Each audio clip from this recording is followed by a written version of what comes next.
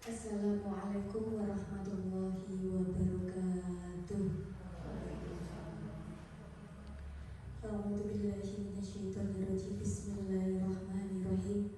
Alhamdulillahirabbil alamin. Assalatu wassalamu ala asrofil anbiya'i wal mursalin sayyidina wa maulana Muhammadin wa ala alihi wa sahbihi ajma'in. Amma ba'du. Kepada yang terhormat Ibu Suwarti SPD SD selaku Kepala Sekolah SD Negeri 2 Gesing, kepada Ibu Ferry Ambarwati SPD SD yang kami hormati Bapak Ibu Guru SD Negeri 2 Gesing dan Ibu-Ibu Guru dari TK. Pertama-tama marilah kita panjatkan puja dan puji syukur kehadirat Allah Subhanahu wa Ta'ala yang telah melimpahkan rahmat, taufik dan hidayahnya kepada kita semua, sehingga pada kegiatan ini kita tetap diberikan kesehatan serta keselamatan. Dan tak lupa sholawat serta salam senantiasa kita sanjungkan kepada junjungan kita Nabi Agung Muhammad Sallallahu Alaihi Wasallam yang kita nanti-nantikan syafaatnya besok di yaumul kiamah. Amin amin Allahumma amin. Bapak Ibu Guru yang kami hormati, perkenankanlah kami membacakan susunan acara pada kegiatan kita pada hari ini. Yang pertama sambutan, yang pertama pembukaan, kedua sambutan Ibu Kepala Sekolah, tiga diseminasi budaya positif, yang keempat workshop, yang kelima adalah penutup.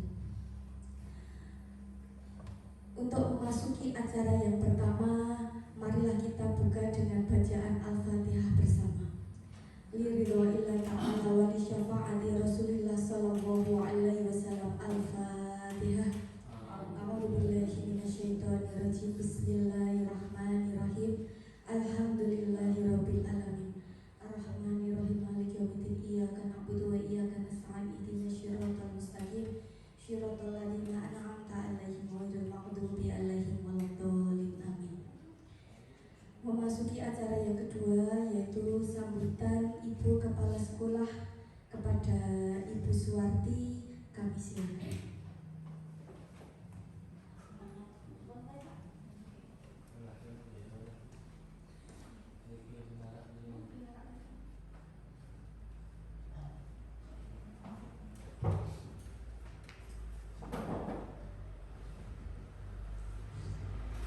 Bismillahirrahmanirrahim. Assalamualaikum warahmatullahi wabarakatuh. Salam sejahtera bagi kita semua. Yang saya hormati Bu Ferry selaku narasumber, yang saya hormati ibu-ibu dari TK, dan yang saya hormati pula Bapak dan Ibu Guru SD Negeri 2 Gesing. Pertama-tama marilah kita panjatkan puja dan puji syukur pada Tuhan Yang Maha Esa, yang mana pada kesempatan siang hari ini kita di ruang kelas 3 ini dalam rangka aksi nyata ini untuk Pak Panji, ini khusus untuk Pak Panji, di mana Pak Panji sedang mengikuti calon guru penggerak. Ini adalah merupakan kegiatan yang keberapa Pak Panji di SD ketiga kalinya. Semoga nanti acara ini bisa berjalan dengan lancar sampai selesai, bisa menghasilkan hal-hal yang baik untuk dan bermanfaat bagi kita semua. Oleh karena itu, di hari ini ada dua kegiatan. Ini mohon maaf, ini sekalian di waktunya dijadikan satu. Mengingat sekarang ini memang untuk mencari waktu itu sangat sulit sekali, sehingga dijadikan satu. Bu Ferry, untuk kegiatan yang kedua itu nanti akan ada workshop literasi, di mana mengapa kok SD kita bisa melaksanakan workshop ini, kaitannya dengan alhamdulillah SD Negeri 2 Gesing ini mendapat bos kinerja Dan alhamdulillah pada minggu kemarin bos kinerja itu sudah bisa dicairkan, sehingga untuk mempercepat kegiatan kita langsung kita membuka RAB langsung yang bisa dilaksanakan kok kegiatan apa, workshop yang literasi. Di dalam RAB itu ada workshop literasi, kemudian numerasi dan rapot pendidikan ya. Karena apa ini segera dilaksanakan? Karena nanti kaitannya dengan laporan peng-SPJ-an Bapak Ibu, semoga ini semuanya nanti berjalan lancar Oleh karena itu marilah kita ikrarkan dengan bacaan tahmid. Alhamdulillah. Sholawat dan salam tidak lupa selalu kita curahkan kepada junjungan Nabi Muhammad SAW yang selalu kita nantikan syafaatnya. Bapak dan Ibu yang saya hormati, di sini saya selaku yang dituakan untuk kegiatan Pak Panji ini, kami dari sekolah ini hanya bisa mendorong kepada Pak Panji monggo untuk semangat. Ini adalah perjalanan untuk menuju cita-cita Pak Panji ya, sehingga nanti Pak Panji bisa lolos menjadi guru penggerak, di mana di SD ini juga sudah ada yang lolos, Pak Anang Pak Anang yang menginspirasi sehingga Pak Panji itu ikut mengikuti lolos alhamdulillah. Dan monggo ini untuk yang lain, Mbak Lia dan Mbak Rini untuk mengikuti juga karena sekarang ini apa-apa itu sertifikat guru penggerak ini menjadi persyaratan, sehingga nanti dengan perubahan zaman yang sekarang ini bisa, kalau sudah punya sertifikat akan lebih mudah. Panji, monggo nanti waktu sepenuhnya saya berikan ini untuk Pak Panji, untuk Pak Panji. Dan kan untuk Pak Panji ini akan aksi nyata modul 1.4, yaitu diseminasi budaya positif.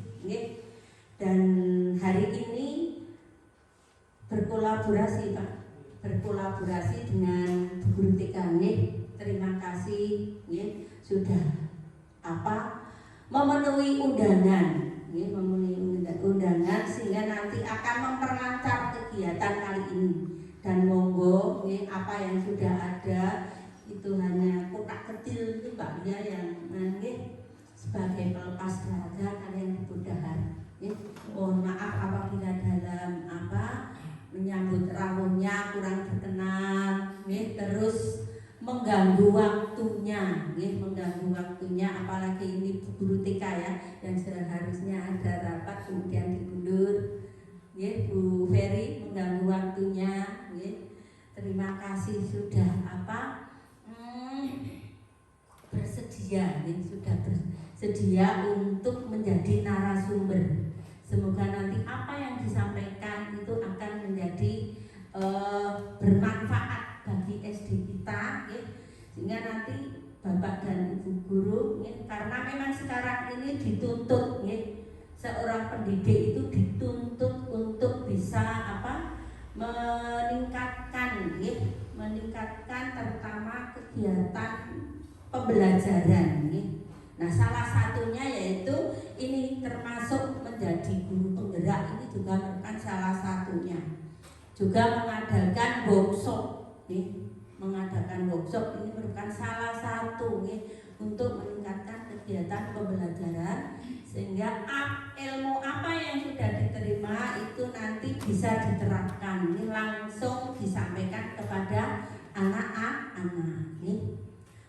Saya kira pengantar dari saya ini saja. Tentu saja banyak sekali kekurangan, kehilafan, mohon maaf yang sebesar-besarnya. Dan saya akhiri bila taufik wal hidayah. Wassalamualaikum warahmatullahi wabarakatuh. Waktu saya kembalikan kepada Mbak.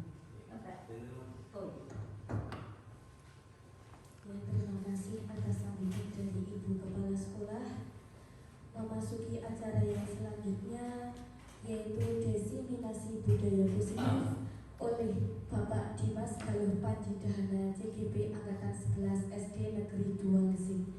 Kepada beliau kami silakan.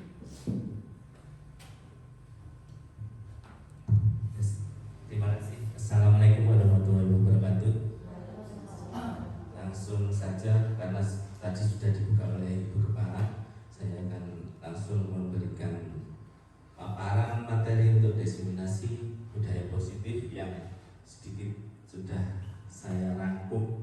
Mungkin dari ini adalah inspirasi dari yang saya dapatkan dari Ibu Ferry dan Pak Ana, karena sudah lebih dahulu daripada saya. Nah, langsung saja. Nah, untuk pertemuan pada hari ini tanggal 27 aktivitas hari ini yang akan kita laksanakan adalah diskusi. Yang pertama, saling berbagi dan kolaborasi. Terus peraturan yang akan kita canangkan adalah menghargai saat ada yang berbicara. Terus mengingat, memahami apa yang disampaikan, memberikan umpan balik dan sesuaikan dengan keadaan yang ada. Jadi nanti kita insidental saja sampai ponen yang pasti agak aba-aba berhenti, kita berhenti bersama belajar. Terima kasih. Lanjut. Nah, sebelum kita mulai ke materi, kita ice breaking dulu biar semangat. Jadi kita membuat kelompok angka. Jadi angka genap dan ganjil berpasangan. Monggo silahkan berpasangan, biar dengan Bu Rini, Bu Yan dengan Bu Ferry dengan sambil berdiri, boleh Pak Nol dengan Pak Ana, nanti Pak Agus dengan Bu Lia. Nah, peraturan yang ada dalam ice breaking ini kelompok kata. Jadi nanti salah satu menjadi kelompok ganjil dan genap dengan cara nanti berjabat tangan. Nah, sebelumnya berjabat tangan. Jadi saya nanti akan menyebutkan angka genap atau ganjil, dengan silahkan memegang di disawut. Nek bahasanya kita di rebut gitu. Jadi nek seumpama saya menyebutkan angka ganjil, maaf Mbak, Bu Rini angka ganjil. Jadi Bu Rini harus menghindari Bu Yanti satu ganjil, satu genap, ganjil dan genap. Nanti Pak No ganjil atau Pak No yang genap. Jadi nek saya menyebutkan nanti seumpama angka 2 berarti kan genap. Nah, genap yang kalau yang pertama tetap kayak bersalaman itu cepat. Nah, tapi di genap ganjil ya. Nah, kayak ajeng salaman itu loh, kayak saya nanti saya seumpama 4. Nah, Pak Anang harus Bu Ferry dan Bu rebut ya. Ya sudah, dicoba dulu. Kita coba dulu. Seumpama saya dengan ya. Ayo bebas, Bu Rini bisa boleh genap, Bu Yanti boleh ganjil, silakan. Saya genap, jangan ganjil, betul? Gitu, ya. Seumpama setelah itu kan saya sebutkan nanti angka, gitu, kelompok angka. Jadi angka genap berarti kan 2, 4, 6, gitu, 8 dan seterusnya. Ya, ganjil 1, 3, 5, 7, 9. Ya, siap nggih? Nggih. Cepat-cepatan tangannya ya. Nggih. Siap. Angka 7. Nah. Nggih, Pak Nok ganjil. Genep rebut sing ganjil. rebut di yang disebut itu menghindar. Ibu napa? Genap. Bu Ferry ganjil. Jadi tadi saya nyebut angka 7. Berarti ibu merebut. Balik. Nah, yang saya sebut angkanya berarti yang menghindar. Angkanya yang oke. Baik itu genap atau ganjil. Jadi seumpama 4, berarti genap yang menghindar. Gitu? Ya, seperti itu. Yuk, ulangi lagi. Yuk, siap? 4.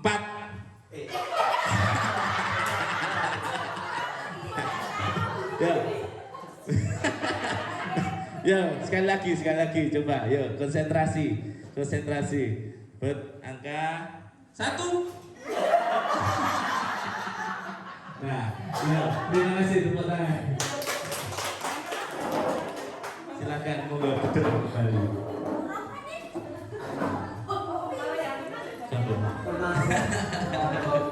Nah, itu salah satu strategi untuk kita menerapkan kegiatan di kelas biar tidak bosan atau seperti boring lah kalau bahasa kerennya. Nah, lanjut untuk budaya positif di sini saya mengambil kutipan dari tulisan Ki Hajar Dewantara. Budaya positif dalam lingkungan sekolah adalah fondasi yang sangat penting untuk menciptakan suasana yang kondusif bagi proses belajar mengajar. Budaya ini mencakup nilai-nilai sikap dan perilaku yang mendukung pembelajaran, kesejahteraan, dan pengembangan karakter semua anggota komunitas sekolah, baik guru, siswa maupun staf. Jadi kita akan menerapkan budaya positif dalam lingkup sekolah. Dalam lingkup sekolah itu yang terutama semua dari komunitas, baik guru, siswa maupun staf yang ada di sekolah. Konsep utama yang akan kita pelajari adalah perubahan paradigma belajar. Untuk perubahan paradigma belajar, di sini yang saya paparkan adalah dalam membangun budaya positif sekolah dapat menyiapkan lingkungan yang positif, aman dan nyaman, agar siswa mampu berpikir, bertindak, mencipta dan mereka mandiri dan bertanggung jawab.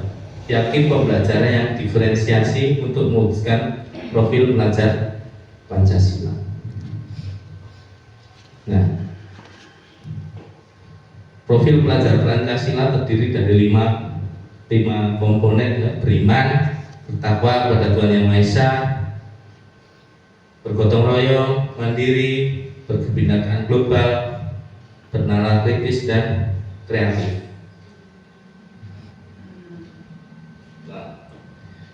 Dalam budaya kita, disiplin yaitu suatu yang dilakukan untuk mendapatkan kepatuhan. Sebagai pendidik, tujuan kita adalah menciptakan anak-anak yang memiliki disiplin diri, sehingga mereka bisa berperilaku dengan mengacu pada nilai kebijakan universal dan memiliki motivasi intrinsik, bukan ekstrinsik. Dalam kaitannya disiplin positif yaitu salah satu cara penerapan disiplin yang bertujuan untuk menumbuhkan kesadaran serta memberdayakan anak untuk melakukan suatu tanpa paksaan, ancaman, dan hukuman. Jadi kita gambarkan keadaan lingkungan sekolah yang positif akan menumbuhkan suatu pembelajaran yang menarik. Jadi intinya akan menjurusnya ke situ. Nah, ada pertanyaan yang menarik dalam satu paparan yang saya gambarkan adalah silahkan Anda dan teman Anda. Jadi kita baca bersama-sama, coba kita terapkan dalam diri kita. Jadi gambarannya adalah tangan mengepal. Jadi seumpama Anda adalah A, tugas Anda adalah mengepalkan satu tangan. Anda coba Anda bayangkan menyimpan sesuatu yang sangat berharga dalam tangan Anda. Anda perlu menjaga benda atau sejenisnya tersebut sekuat tangan Anda karena begitu pentingnya untuk kehidupan Anda. Terus tugas yang kedua adalah rekan. B. Biarkan. Mencoba segala cara untuk membuka kepalan tangan Anda. Teman Anda boleh membujuk, mengerjit, mengintimidasi, memarahi, menggoda, menggelitik, bahkan menawari Anda uang agar Anda bisa membuka kepalan tangan Anda. Seperti itu yang akan kita bayangkan bahwasanya suatu tanggung jawab yang dalam diri kita harus kita pertahankan. Nah, yang sangat menarik apakah tangan tersebut dibuka oleh si A atau si B? Jadi pertanyaan itu yang sangat menarik. Apakah dari pertanyaan yang sudah kita gambarkan bersama tadi, apakah tangan yang menggenggam sesuatu itu akan dibuka oleh si A atau si B? Ya, lanjut. Nah, disiplin itu apa? Aturan atau kontrol diri? Menurut panjenengan semua, disiplin itu aturan atau kontrol diri? Kontrol diri ya.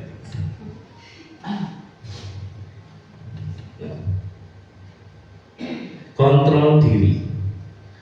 Kontrol diri di sini adalah kemampuan seseorang untuk mengatur emosi, pikiran, perilaku mereka, terutama dalam menghadapi situasi yang menantang atau penuh tekanan.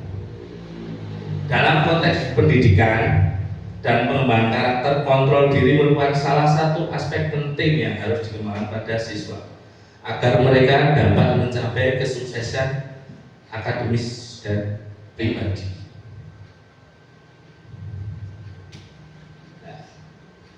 Di sini yang menjadi kebaikan adalah kita sadari yang memang memegang kontrol penuh atas diri kita bukan orang lain. Ketika seorang berhasil membuat kita melakukan sesuatu yang ia katakan, itu bukan karena ia berhasil mengontrol diri kita, tapi karena kita mengizinkan ia untuk mengontrol diri kita. Jadi gambarannya seperti itu. Oke. Lanjut.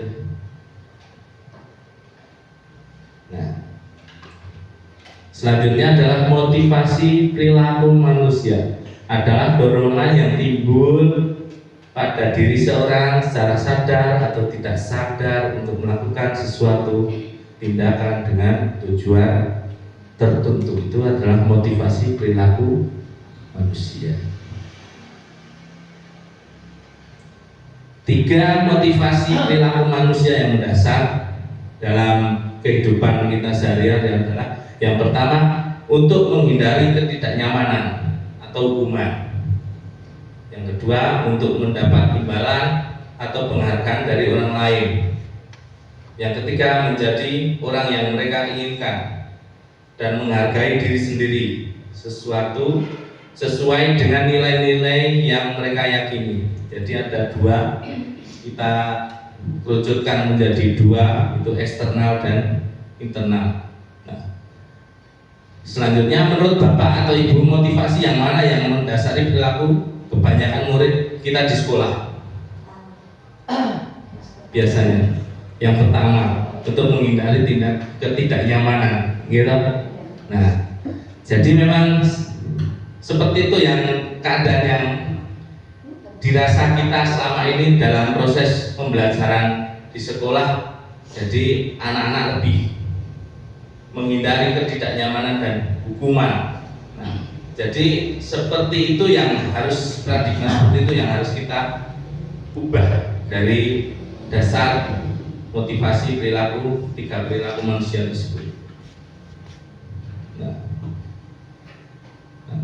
di sini kita menggaris ke atas lagi 5 kebutuhan dasar manusia. Yang pertama adalah kebutuhan hidup, diterima dan disayang, penguasaan, kebebasan, dan kesenangan. Itu adalah 5 kebutuhan dasar hidup manusia yang sudah kita jalankan. Gini mungkin biasanya kita Nah, jika ada siswa yang sering iseng di kelas, ia sedang memenuhi kebutuhan dasarnya akan kesenangan. Jadi mungkin pembawaan dari rumah, gitu. Bentuk senang itu tidak hanya bentuk senang karena sesuatu mendapatkan imbalan sesuatu atau wah bibian wah, tapi memang kesenangan dalam arti anak itu memang senang seperti itu. Jadi kita kerucutkan anak, ada pola pendidikan anak yang sangat intens seperti itu. Nah, disiplin dengan identitas gagal menurut saya itu kita gambarkan hukuman dan penghargaan. Jadi dari hukuman penghargaannya seperti itu. Jadi menyakitkan. Pertama, tidak nyaman, murid takut, murid membunyikan kesalahan, murid menjadi rendah hati. Penghargaannya tidak efektif, merusak hubungan, mematikan kreativitas, merampas hak menghargai dirinya. Itu disiplin identitas yang gagal. Selanjutnya adalah disiplin dengan identitas sukses. Itu konsekuensi dan restitusi. Nanti kita akan bahas sedikit tentang restitusi, tapi kita kesini dulu. Konsekuensi, penguatan jangka pendek. Yang pertama, yang kedua, murid menghormati peraturan. Yang ketiga, stimulus respon. Dalam restitusi, murid bertanggung jawab atas perilakunya. Murid menghormati dirinya dan orang lain. Murid bersemangat memperbaiki kesalahan posisi dengan posisi kontrol. Nah, di sini ada 5 posisi kontrol guru dalam dinamika disiplin positif. Yang pertama adalah menghukum, membuat rasa bersalah. Yang ketiga teman, yang keempat pemantau, dan yang kelima manajer. Jadi akan selalu beriringan, bergaris. Jadi terus kenapa saya tandai ada gambar orang di tengah-tengah antara pembuat rasa bersalah dan teman. Jadi kriteria yang harus kita tanamkan pada peserta didik kita, pada murid kita adalah kita sudah mulai membuat keputusan pada diri kita sendiri untuk selalu memberikan penguatan.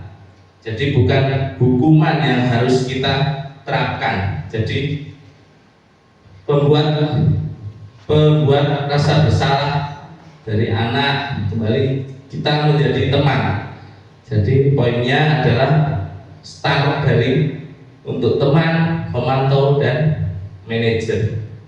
Itu yang harus kita ubah sekarang. Mindsetnya adalah ke situ. Jadi tidak ke penghukum dan membuat rasa bersalah. Nah, di sini menjadi gambaran penghukum itu seorang penghukum bisa menggunakan hukuman fisik maupun verbal. Orang yang menjalankan posisi penghukum senantiasa mengatakan bahwa sekolah memperlakukan sistem atau alat yang dapat lebih menekan murid-murid lebih dalam lagi. Yang kedua, teman. Guru pada posisi ini adalah menyakiti murid, namun akan tetap berupaya mengontrol murid melalui persuasi. Posisi teman pada guru bisa negatif atau positif. Positif di sini berupa hubungan baik yang terjalin antara guru dan murid. Guru di posisi teman mengembangkan hubungan baik dan humor untuk mempengaruhi seseorang. Selanjutnya, membuat rasa bersalah. Buat rasa bersalah biasanya menggunakan bahasa lembut dan memanfaatkan keheningan yang membuat orang lain merasa tidak nyaman, bersalah atau rendah hati. Pemantau membantu Memantau berarti mengawasi. Pada saat kita mengawasi, kita bertanggung jawab atas perilaku orang-orang yang kita awasi. Posisi pemantau berdasar pada peraturan-peraturan konsekuensi. Dengan menggunakan sanksi atau konsekuensi, kita dapat memisahkan hubungan pribadi kita dengan murid, sehingga seseorang yang menjalankan posisi pemantau. Manajer, posisi di mana guru membuat sesuatu bersama dengan murid, mempersilahkan murid mempertanggungjawabkan perilakunya, mengundang murid agar dapat menemukan solusi atas permasalahannya sendiri. Seorang manajer telah memiliki keterampilan di posisi tepat maupun pemantau. Dengan demikian bisa jadi di waktu-waktu tertentu kembali pada posisi tersebut bila diperlukan. Nah, identitasnya seperti ini. Jadi motivasi, identitas gagal, identitas yang berhasil dan sukses. Guru berbuat, guru berkata, bertempat hasil kaitan dengan dunia, kualitas murid berkata, dampak pada murid. Jadi penjabarannya dalam diagram, dalam tabel seperti ini. Buat orang merasa bersalah, teman, pemantau, manajer, penghukum, itu seperti itu. Nah, kita sejenak melihat suatu video.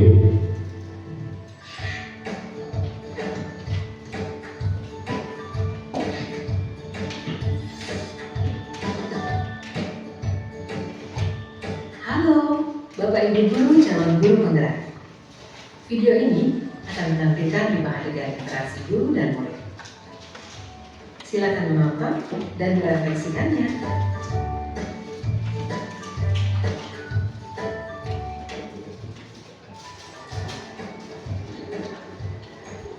Pagi anak-anak, silakan PR yang kemarin Ibu berikan diletakkan di meja. Anton, kamu sudah mengerjakan belum? Belum mengerjakan saya, Bu. Kamu selalu ya nggak ngerjain PR. Sekarang kamu duduk di depan, lalu tulis. Saya berjanji tidak akan mengulangi lagi. Saya berjanji akan berusaha menjadi murid yang rajin belajar sampai pelajaran saya selesai.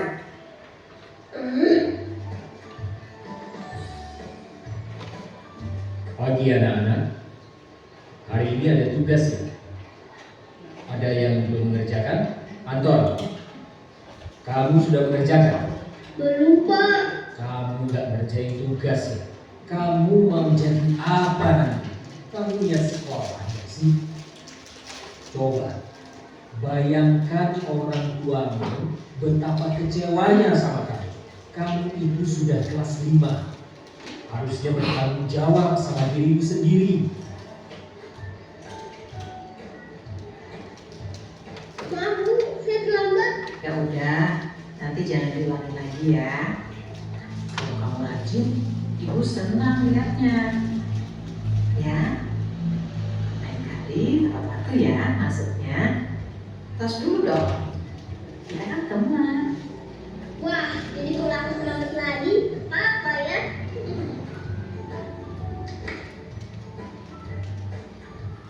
Kamu kok nggak pakai baju olahraga? Bapak catat, kamu sudah 3 kali loh nggak ikut olahraga bulan ini. Ya, Pak. 3 kali berarti saya dapat sanksi, Pak.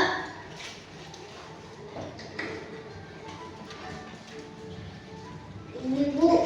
Saya ngumpulin tugas. Maaf ya, Bu. Saya terlambat ngumpulin tugas. Kenapa kamu terlambat mengumpulkan tugas? Iya, Bu. Saya kalau sore bantuin Ibu jaga warung. Gak sempat ngerjain tugas. Kira-kira nih, apa yang bisa kamu perbaiki supaya kamu bisa mengerjakan tugas tepat waktu?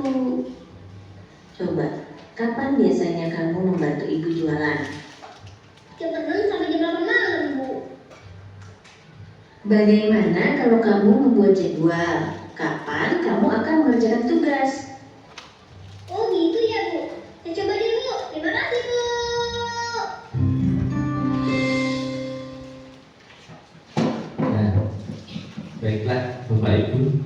dari gambaran 5 video pendek yang kita lihat bersama, apakah yang akan kita lakukan atau kita terapkan pada diri kita?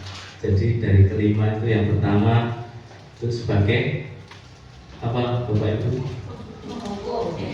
Penghukum, gitu. Yang kedua, membuat rasa besar. Yang ketiga, teman. Terus yang keempat,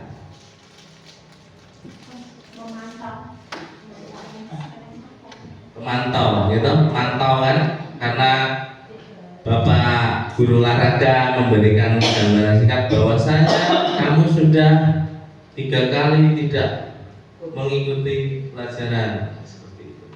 Jadi, terus yang terakhir adalah manajer, ya. Lanjut.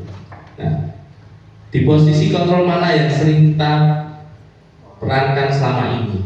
Jadi, ilustrasikan pada diri kita di posisi mana. Posisi manakah yang paling cocok diterapkan dalam menciptakan budaya positif di sekolah? Seperti itu. Intinya kita kan bisa kombinasi. Kombinasinya harus komplit, gitu. Harus komplit. Memang karakter dari siswa-siswi kita ada yang beragam. Seperti contohnya ada di kelas 3 tempat kita ini, gitu. Sebagai pemimpin, saya menyadari bahwa sifat seperti itu timbul bukan karena keinginan dari diri. Biasanya ada posisi kontrol dari luar, dari eksternal itu ada.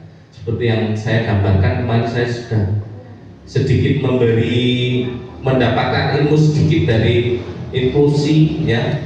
Jadi setiap anak yang berperilaku lebih aktif atau hiperaktif itu tidak selamanya anak itu nakal atau berkebutuhan khusus.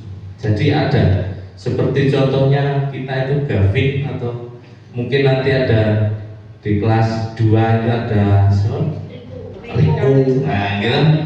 Terus, nah, ya itu seperti itu, memang karakter anak itu berbeda-beda, gitu.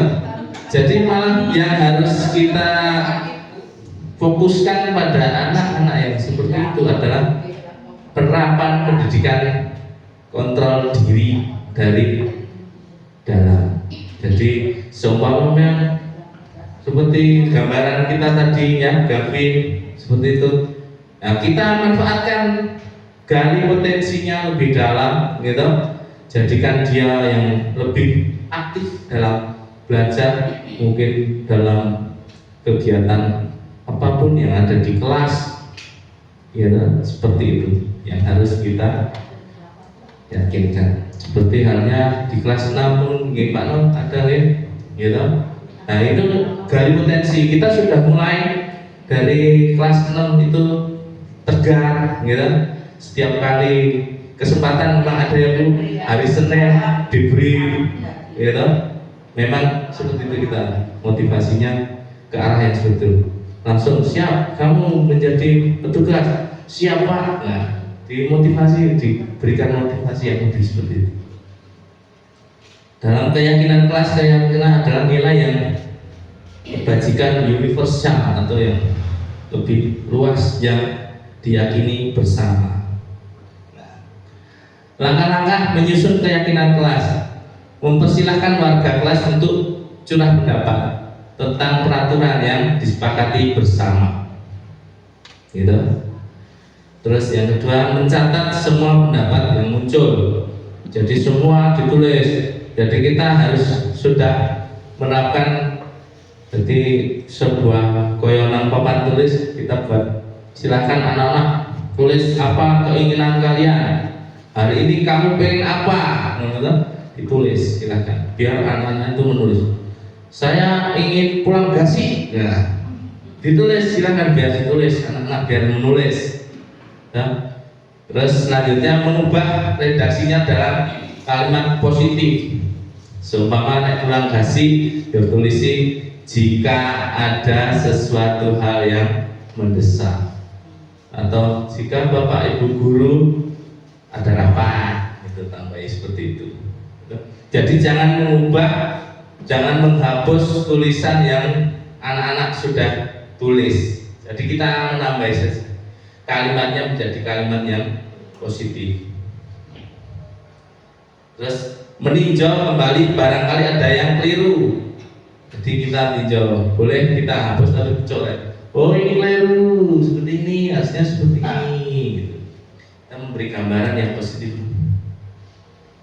Jika sudah disepakati, seluruh warga kelas menandatangani. Jadi tanda tangan. Memajangnya di dinding di tempat yang mudah terlihat. Jika memang harus itu seperti contoh tata tertib, sanksi dan sebagainya, kita besarkan lagi. Jadi boleh dipajang yang besar atau pesan banner gitu, template. Jadi sekali anak nah ya boleh ngoten gitu. Jadi kita ulang-ulang kembali seperti itu. Jadi nanti kan anak akan terbiasa dengan kegiatan yang sudah kita laksanakan. Nah, selanjutnya ayo kita ice breaking lagi, biar tidak sepaneng gitu. Wis mau macam-macam saya gambarkan Pak, mau bro, kita ice breaking. Kita kata kuncinya adalah huruf pertama. Sambil duduk enggak apa-apa. Huruf pertama. Boleh dari unsur hewan, tumbuhan, buah dan sebagainya. Jika nanti saya menyebutkan seumpama kambing, jadi huruf pertamanya K, gitu. Apel, huruf pertamanya makan apel, M. Seperti itu, okay? Konsentrasi, kita melatih konsentrasi. Okay? Siapapun yang akan saya tunjuk, okay? Tidak terkecuali waktu juga akan saya tunjuk. Kesempatan saya. Ya, silakan konsentrasi. Kita konsentrasi. Kata kuncinya adalah huruf pertama, gitu.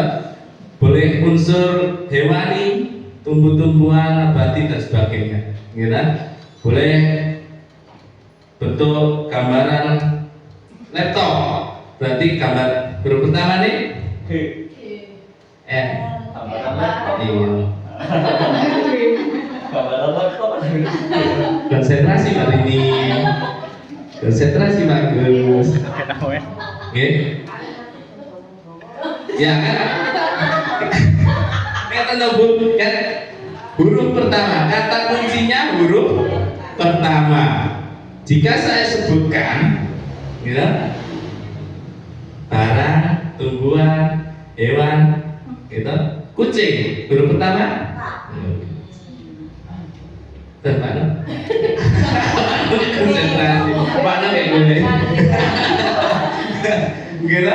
Nah kita lagi huruf pertama kata kunci huruf pertama. Motor Honda huruf pertamanya apa Bu? Nah konsentrasi itu 7 gitu mana. Lanjut. Di dalam ruangan ini ada beberapa macam, gitu. Ada meja, ada kursi, ada papan tulis, gitu. Yang saya pegang itu huruf pertamanya apa? Yang saya pegang. Yang saya pegang. Nah, pada kurang konsentrasi berarti itu. Nah, semua yang saya pegang, baik dong. Tapi huruf pertamanya apa? Yang saya pegang, seperti itu. Oke, gambaran itu. Jadi melatih konsentrasi. Nah, fokus, harus fokus. Jadi jam 12 fokus, gitu. Pas toh? Nah, kita harus fokus. Santai waktu bisa sini kita. Silakan benar ya. Linda lanjutkan kembali. Nah, kita akan masuk ke yang namanya segitiga restitusi. Apa itu segitiga restitusi? Saya juga baru dapat dari pendidikan guru penggerak. Segitiga restitusi adalah proses menciptakan kondisi bagi peserta didik untuk memperbaiki kesalahan mereka sehingga mereka bisa kembali pada kelompok mereka dengan karakter yang lebih kuat. Itu menurut dosen. Bagus, Pak. Nah, gambarannya adalah segitiga restitusi itu segitiga, bentuknya segitiga. Yang pertama menstabilkan identitas, terus yang kedua memvalidasi kebutuhan, yang ketiga menanyakan keyakinan. Segitiga restitusi. Dari segitiga itu ada beberapa pertanyaan yang bisa diterapkan dalam pelaksanaannya. Nilai yang telah kamu sepakati, apa ini menjadikan seperti apa? Contohnya seperti itu. Nah, langkah pertama pada bagian dasar segitiga adalah menstabilkan identitas. Jika anak membuat salah, maka ada kebutuhan dasar mereka yang tidak terpenuhi. Bagian dasar segitiga restitusi memiliki tujuan untuk mengubah orang gagal karena telah membuat kesalahan menjadi orang yang sukses. Kita harus mampu meyakinkan mereka dengan mengatakan kalimat seperti tidak ada manusia yang sempurna. Contoh-contohnya banyak pertanyaan.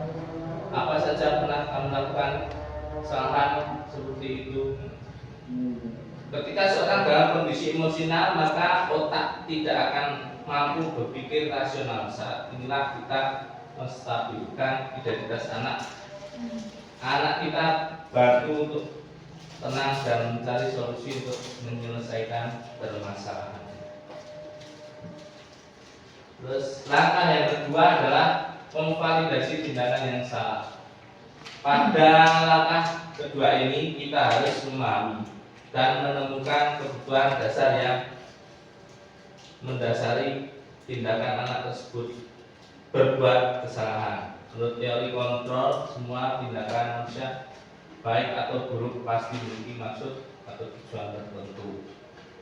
Ketika kita menolak anak yang membuat salah, dia akan tetap dalam masalah. Yang diperlukan adalah kita memahami alasan melakukan hal tersebut sehingga anak merasa dipahami. Lanjut, yang ketiga, langkah ketiga dan menanyakan keyakinan. Dari kontrol tersebut bahwa kita pada dasarnya termotivasi secara internal. Ketika langkah 1 dan 2 sukses dilakukan, maka anak akan siap untuk dihubungkan dengan nilai-nilai yang dipercaya dan berpindah menjadi orang yang tidak diinginkan. Penting menanyakan ke anak tentang kehidupan yang dia inginkan. Ketika mereka sudah menggambarkan masa depannya, guru dapat membantu mereka untuk tetap fokus pada gambarannya. Melalui segitiga restitusi, kita dapat membuat mereka menjadi murid yang mereka mampu menyelesaikan masalah yang motivasi internal dan bertanggung jawab. Nah, kaitannya adalah ini. Saya jabarkan menjadi beberapa ya.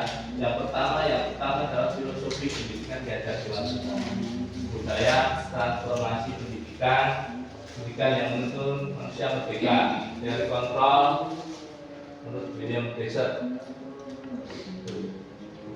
Jadi 5 posisi kontrol, penghukum, membuat berbahasa kesalahan, teman, memantau Tuhan manusia dan sebagainya. Nanti akan mengerucut menuju segitiga restitusi. Selesai. Terima kasih dari paparan yang sudah saya gambarkan. Monggo kita bersama-sama untuk menjadikan sekolah yang merdeka belajar. Jadi merdeka belajar dalam arti bukan seenaknya sendiri, tapi tetap pada tupoksi utama adalah mendidik dan dididik. Terima kasih. Selanjutnya saya kembalikan kepada Mbak Acara atas paparan yang sudah saya sampaikan. Kurang lebihnya saya mohon maaf. Wassalamualaikum warahmatullahi wabarakatuh. Waalaikumsalam.